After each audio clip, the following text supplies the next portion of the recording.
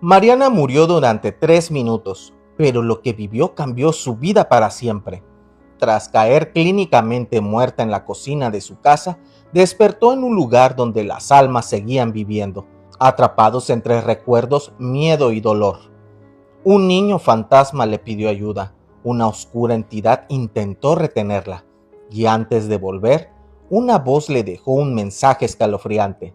Diles que estamos aquí, que no nos olviden.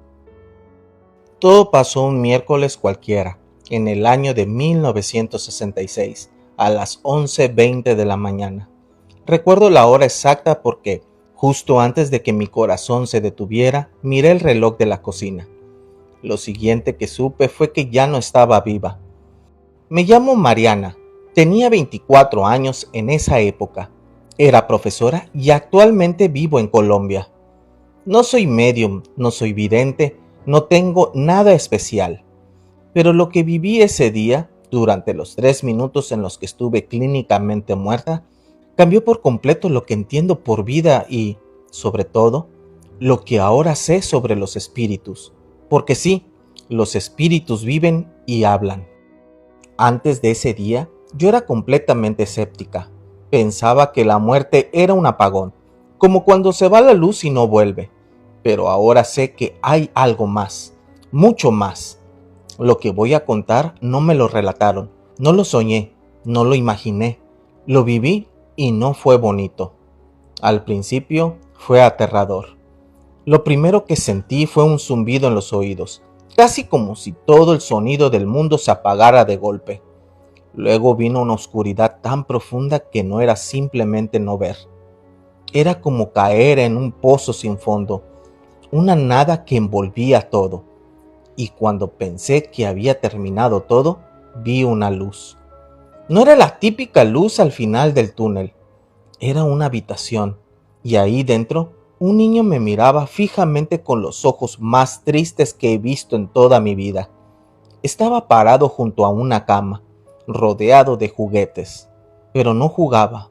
Los muñecos levitaban, giraban en el aire como si una mano invisible los agitara. Cuando me acerqué, cayeron todos al piso, como si hubieran sentido mi presencia. Y en ese instante lo supe. Ese niño no estaba vivo, y esa habitación tampoco era parte del mundo que conocemos. No sé cómo lo supe, pero lo entendí de inmediato. Él no podía hablar con palabras, pero su tristeza y su angustia se metían dentro de mí como un mensaje sin voz. Yo lo sentía. Era como si me dijera, ayúdame, no sé dónde estoy, no sé cómo salir. Y ahí comprendí algo. Los muertos, cuando aún no han cruzado del todo, viven en un eco, en una especie de reflejo de lo que fue su mundo. Caminan entre lo que dejaron atrás, repiten los mismos pasos, se aferran a objetos, a recuerdos, a dolores, como si fueran lo único que les queda. Y sí, hablan, pero no con la boca, hablan con el alma. Eso fue solo el comienzo. Lo que vi después, lo que escuché, todavía me cuesta procesarlo. Después de ver al niño, sentí que algo me jalaba, como si mi cuerpo o lo que fuera que yo era en ese momento se moviera solo.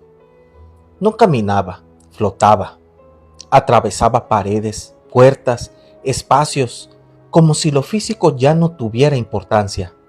Y mientras avanzaba, veía más habitaciones, más escenas congeladas en el tiempo, algunas vacías, otras con personas que no sabían que estaban muertas. Lo más extraño era que todos parecían atrapados en una rutina. Un hombre se afeitaba una y otra vez frente a un espejo roto. Una mujer lloraba sentada al pie de una cama, repitiendo las mismas palabras que ya no se oían, pero que yo podía sentir. Era como si todos revivieran su momento de dolor, de confusión, de despedida, sin poder salir de ahí. Entonces entendí algo más. Los espíritus no siempre saben que han muerto. Algunos ni siquiera lo sospechan. Otros se niegan a aceptarlo. Muchos simplemente no quieren irse. Se aferran a un lugar, a una persona, a una culpa, a un deseo inconcluso. No es como lo pintan. que uno muere y ya. No, algunos se quedan por decisión, otros por miedo y muchos porque no tienen idea de que ya no pertenecen aquí.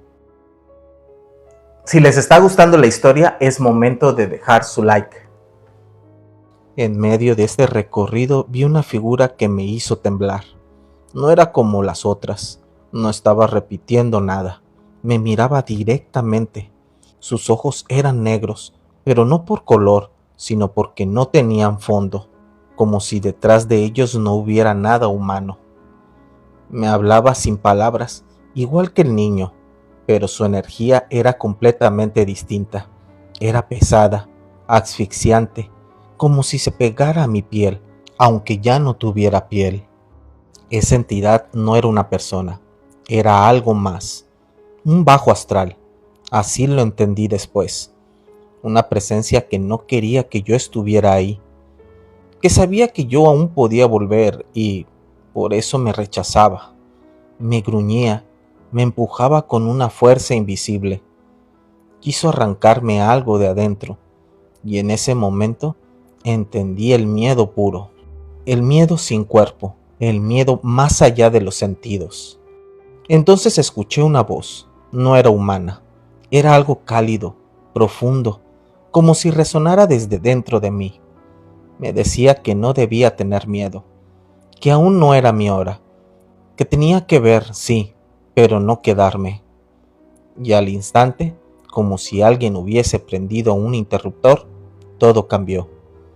La oscuridad se volvió claridad, el aire dejó de pesar, y me encontré en un espacio completamente blanco.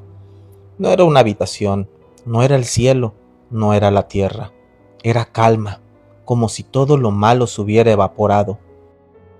Ahí, esperándome, estaban ellos. Y cuando digo ellos, me refiero a seres que no caminan, no hablan, no gesticulan como nosotros, pero que se sienten más vivos que cualquier ser humano que haya conocido. Irradian paz, comprensión, una especie de amor que no tiene nada que ver con lo terrenal. No tienen forma definida, pero tampoco son invisibles. Son luz, no la luz como la de una lámpara o el sol, una luz que se siente, no que se ve. Uno de ellos se acercó, o al menos eso sentí, y sin decir nada, me mostró imágenes, como si me hablaran con recuerdos, pero no eran míos, eran de otras personas, de otros espíritus.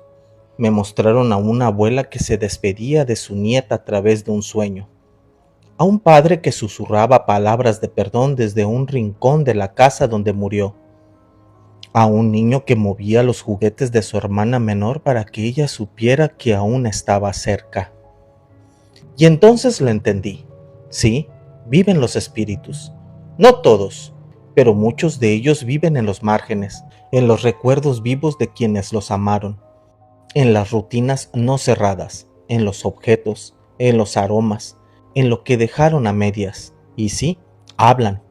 Hablan con el viento que entra de repente por una ventana cerrada, con una canción que suena justo cuando más lo piensas, con el olor a su perfume cuando nadie más lo usa, con el sueño que parece tan real que despiertas llorando.